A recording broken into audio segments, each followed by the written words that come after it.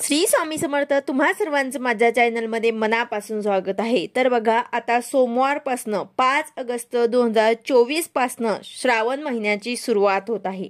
श्रावण महिन्यात कोणकोणत्या सेवा आणि पारायण करायचे असतात, त्याचबरोबर शिवलीलामृत ग्रंथाचे पारायण आपल्याला कसे करायचे आहे हे मी तुम्हाला आजच्या व्हिडिओमध्ये सांगणार आहे. व्हिडिओ पूर्ण बघा जेणेकरून तुम्हाला संपूर्ण माहिती मिळेल. जर तुम्ही चॅनलवर नवीन असाल तर चॅनलला सबस्क्राईब करायला मात्र विसरू नका आणि व्हिडिओला लाईक करायला मात्र विसरू नका. तर बघा, आता श्रावण महिन्याची सुरुवात होणार आहे. आपल्याला या श्रावण महिन्यात जास्तीत जास्त शिवशंकराची सेवा, पारायण, व्रत हे आपल्याला सर्व करायचं आहे. हा महिना खूप पवित्र आणि जास्त सेवा उपवासना करण्याचा असतो. हा महिना चातुर्मासातील 4 महिन्यांपैकी अतिशय शुभ असा महिना मानला गेला आहे. या महिन्यात देवांच्या कहाण्यांचे तसेच पोथ्यांचे वाचन करतात, पारायण करतात. या महिन्यात निरनिराळ्या पुस्तकांचे वाचन करून श्रावण महिन्यातील व्रतांची माहिती मिळवली जाते. श्रावण महिन्यात रविवारी सूर्यनारायणाची पूजा, नागपंचमी, श्रावणी सोमवार, मंगळागौरी, नारळी पौर्णिमा, रक्षाबंधन, श्रीकृष्ण जन्माष्टमी हे दिवस महत्त्वाचे असतात. हे सर्व सण या महिन्यामध्ये येत असतात. या श्रावण महिन्यामध्ये आपल्याला बऱ्याच सेवा करायच्या असतात. त्यामध्ये रुद्राभिषेक तसेच शिव अष्टोत्तर, नामावली, 12 ज्योतिर्लिंग हे सर्व सेवा आपल्याला करायची आहे. त्याचबरोबर शिवलीलामृताचे पारायण सुद्धा आपल्याला करायचं आहे. आता ते कसे करावे, प्रत्येक अध्यायाची वेगळी फलश्रुती असते. या ग्रंथात सर्व अध्याय अतिशय महत्त्वाचे आणि वेगळी वेगळी फलश्रुती देणारे आहेत. श्रावण महिना हा भगवान शिवाच्या पूजेचा सर्वश्रेष्ठ महिना मानला जातो. म्हणून या महिन्यात प्रत्येक सोमवारी शिवमूठ वाहिली जाते. अभिषेक, पठण, होम हवन, उपवास, व्रत केले जातात. तर बघा, 5 ऑगस्ट येत्या सोमवारपासून श्रावण महिना सुरू होतोय. सर्वांचा हा आवडता महिना असतो. या महिन्यामध्ये शंकर भगवानाची जमेल तेवढी सेवा आपल्याला करायची आहे. मनापासून सेवा केली तर नक्कीच भगवान शंकर प्रसन्न होतात. या महिन्यामध्ये सर्वात महत्त्वाचे म्हणजेच काय, तर आपण सेवा का करतो. तर बघा, आपण जर सेवा केल्या तर ते कधीतरी जेव्हा आपल्याला गरज असते तेव्हा ही सेवा आपल्या मदतीसाठी आपल्या कामात येत असते. सर्वांच्या आयुष्यात दुःख, संकट आहेच, पण यामधनं आपल्याला योग्य दिशा, मार्ग सापडावा म्हणून आपल्याला सेवा करायच्या असतात. तर या महिन्यात जेवढी पण आपण सेवा, उपाय, व्रत केले तर आपल्या घरामध्ये जे येणारे संकट आहे ते नक्कीच टळतात. कारण भगवान शंकराची जो कोणी सेवा करतो त्याची स्वतः भगवान शंकर संरक्षण करतात. जेवढी जमेल तेवढी सेवा करा. सेवा या महिन्यात सर्वांनी न चुकता आपल्या घरातच रुद्राभिषेक करायचा आहे. आपल्या घरातच शिवपिंडीवर ते रुद्राभिषेक करायचा आहे. शिवमहिम्नचे पठण करायचे आहे. शिवमहिम्नचे पठण करत आपल्याला रुद्राभिषेक करायचा आहे. ही सेवा खूप प्रभावी आहे. जर जमेल तर पूर्ण महिनाभर तुम्ही आपल्या घरामध्ये रुद्राभिषेक करा, नाही तर किमान सोमवार जरी केला तरी सुद्धा चालेल. ह्या सेवा केल्यामुळे आपल्या घरातील व्यसनी, तापट किंवा जे मुलं हट्टीपणा करतात, चिडचिडपणा करतात, यावर ही सेवा एक रामबाण उपाय आहे. तर नक्कीच ही सेवा या महिन्यात सर्वांनी आवर्जून करायची आहे. ही संधी आपल्याला मिळालेली आहे, याचे आपल्याला सोनं करून घ्यायचं आहे. आपल्या गुरुमाऊलींनी अगदी साधा आणि सोप्या पद्धतीने घरातच कशी सेवा करायची आहे हे सर्व सांगितले आहे. त्याचबरोबर शिव अष्टोत्तर, नामावलीचे पठण करायचे आहे. शिवशंकराचे 108 नावांनी शंकराला बेलपत्र किंवा तांदूळ अर्पण करायचे आहे. ज्यांना कोणाला 108 नावं वाचन करणं शक्य नसेल त्यांनी फक्त ओम नमः शिवाय या मंत्राने सुद्धा तुम्ही बेलपत्र अर्पण केले तरी सुद्धा चालेल.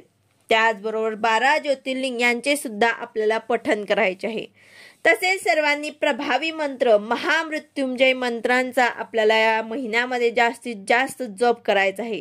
ज्यांना हे शक्य नसेल त्यांनी ओम नमः शिवाय या मंत्राचा सुद्धा जप अखंड केला तरी सुद्धा चालेल. पूर्ण महिनाभर आपल्याला शिवशंकराच्या सेवेत लीन व्हायचं आहे. आपल्याला जेवढी होईल तेवढी सेवा करायची आहे. यासोबतच शिवस्तुती सुद्धा आपल्याला पठण करायचे आहे. आता याचबरोबर तुम्ही या महिन्यात पारायण, कोणतेही पारायण सुद्धा करू शकतात. गुरुचरित्र पारायण करू शकतात, स्वामी चरित्र पारायण करू शकतात, नवनाथ पारायण करू शकतात. हे सर्व पारायण तुम्ही या महिन्यामध्ये आवर्जून करू शकतात। संकल्पयुक्त सेवा जर तुम्हाला करायच्या असतील तर ते सुद्धा तुम्ही या महिन्यात करू शकतात। ज्यांना कोणाला 16 सोमवार व्रत करायचे असतील ते सुद्धा तुम्ही या महिन्यापासून सुरू करू शकतात। तसेच वरदलक्ष्मी व्रताची सुरुवात ज्यांना कोणाला करायची असेल तेही तुम्ही या महिन्यात करू शकतात। हा महिना खूप पवित्र असा आहे, म्हणून सर्वांनी जे काही जमेल ते सेवा पारायण करायचे आहे। आता यानंतर या महिन्यात सर्वात महत्त्वाचं म्हणजे शिवलीलामृत ग्रंथाचे पारायण कसं करावं, नियम काय। तर बघा, या महिन्यात या ग्रंथाचे सर्वांनी आवर्जून एक तरी वेळा पारायण करायचेच आहे।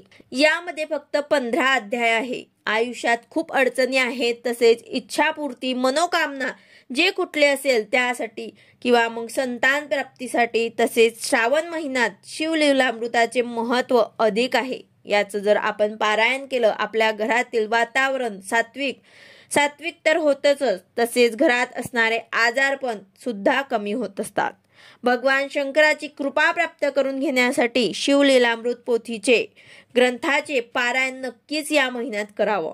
या ग्रंथाचे पारायण तुम्ही 1 किंवा 3 नाहीतर मग 7 दिवसाचे सुद्धा तुम्ही करू शकतात। तुम्हाला जमेल तसे तुम्ही करू शकतात। या पारायणाची सुरुवात आपल्याला कोणत्याही सोमवारी करायची असते, पण श्रावण महिना असल्यामुळे आपण कुठल्याही दिवशी या पारायणाची सुरुवात करू शकतात। या ग्रंथाचे पारायण तुम्ही जवळ जर मंदिर असेल तर तिथे जाऊन सुद्धा तुम्ही करू शकतात किंवा घरात सुद्धा करू शकतात। या ग्रंथाचे पारायण करण्याआधी तुम्हाला भगवान शंकरांना प्रार्थना करायची आहे की मी शंकरांना प्रसन्न करून शांती, समाधान, आनंद जी कुठली इच्छा असेल ते बोलून तुम्हाला यासाठी मी शिवलीलामृत ग्रंथाचे एवढ्या दिवसांचे पारायण करणार आहेत, तर हे कार्य भगवान शिवशंकरांची कृपा करून पूर्ण करून घ्यावे अशी तुम्हाला प्रार्थना करायची आहे। आणि त्यानंतर पारायणाची सुरुवात करायची आहे। 7 दिवसाचे तुम्ही करणार असाल तर पहिल्या दिवशी तुम्ही 2, मग दुसऱ्या दिवशी 2 असे तुम्हाला 7 दिवसात पूर्ण पारायण करायचे आहे। तसेच या काळात आपल्या घरातच शंकराला नैवेद्य सुद्धा दाखवायचा आहे, आरती करायची आहे। उद्यापनाच्या दिवशी म्हणजे 7व्या दिवशी तुम्हाला उद्यापन करायचं आहे। त्याचबरोबर जेव्हा तुम्ही वाचन करत असाल तेव्हा मात्र दिवा लावा, अगरबत्ती लावून हे वाचन करायचे आहे। तर यासाठी नियम काय तर बघा, पारायण असे वेगळी मांडणी करण्याची गरज नाही। आपल्या देवघरातच शिवपिंडी असतेच, त्यांच्या समोर आपल्याला बसून हे तुम्ही वाचन करू शकतात। त्यानंतर हे वाचन तुम्हाला संध्याकाळी प्रदोष काळात करायचे आहे। प्रदोष काळ म्हणजे 5 ते 7:30 या काळात तुम्ही हे वाचन करू शकतात, पण ज्यांना वेळ नाही त्यांनी कधीही वाचले तरी सुद्धा चालेल। यानंतर परान्न घेऊ नका। कुठलीही सेवा जेव्हा आपण करतो संकल्पयुक्त तेव्हा परान्न मात्र वर्ज्य करायचं असतं। परान्न वर्ज्य करायचं हे मांसाहार करायचं नाही, तसेच ब्रह्मचर्याचे पालन सुद्धा आपल्याला करायचे आहे। आणि हे पारायण आपल्याला पहिल्या दिवशी जिथे बसणार तिथेच पूर्ण बसून 7 दिवस तिथेच बसायचं आहे आणि हे वाचन आपल्याला पूर्ण करायचं आहे। तसेच या पारायणाची सांगता कशी करायची तर जे आपल्या घरामध्ये जेवण बनवणार आपण त्यात तुम्ही कुठलेही पांढरे एक पदार्थ करा, एक नैवेद्य तुम्हाला बनवायचा आहे। त्याचबरोबर तुम्हाला जे जमेल ते गोडधोड तुम्हाला सुद्धा बनवायचं आहे आणि उद्यापन करायचं आहे। तसेच यानंतर गोरगरिबांना पांढऱ्या वस्तू तुम्हाला दान करायचे आहे। मंदिरात जाऊन शंकरापुढे यथाशक्ती तांदूळ, पैसे ठेवून तुम्हाला हे मंदिरामध्ये तुम्हाला ठेवायचं आहे, दान करायचं आहे। तसेच ब्राह्मणाला यथाशक्ती दक्षिणा, पांढरे वस्त्र तुम्ही दान करू शकतात। तसेच रोज ओम नमः शिवाय या मंत्राची एक तरी माळ तुम्हाला जप करायची आहे। म्हणजेच काय तर 108 वेळा तुम्हाला ओम नमः शिवाय या मंत्राचा जप करायचा आहे। तर अशा प्रकारे आपल्याला सेवा उपासना करायची आहे। त्याचबरोबर शिवलीलामृत या ग्रंथाचे पारायण आपल्याला करायचे आहे। व्हिडिओ आवडला असेल तर लाईक करा, शेअर करा, सबस्क्राईब करा। भेटूया अशाच नवीन व्हिडिओ सोबत। श्री स्वामी समर्थ।